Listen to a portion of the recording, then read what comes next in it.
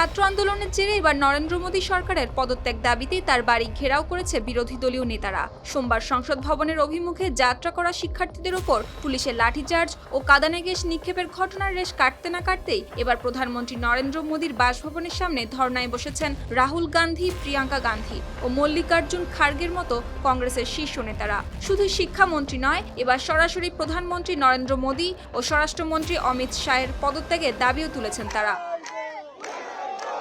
মঙ্গলবার বিকেলে কাউকে কিছু বুঝতে না দিয়ে নয়াদিল্লির প্রধানমন্ত্রীর সরকারি বাসভবনের সামনে অবস্থান নেন কংগ্রেসের এই শীর্ষ নেতারা। তাদের সঙ্গে ছিলেন কে.সি. বেণুগোপাল, কর্ণাটকের উপমুখ্যমন্ত্রী ডি.কে. শিবকুমার, ইন্ডিয়া জোটের নেতারা এবং পরে যোগ দেন আরও বহু কংগ্রেস নেতাকর্মী ও সমর্থকেরা।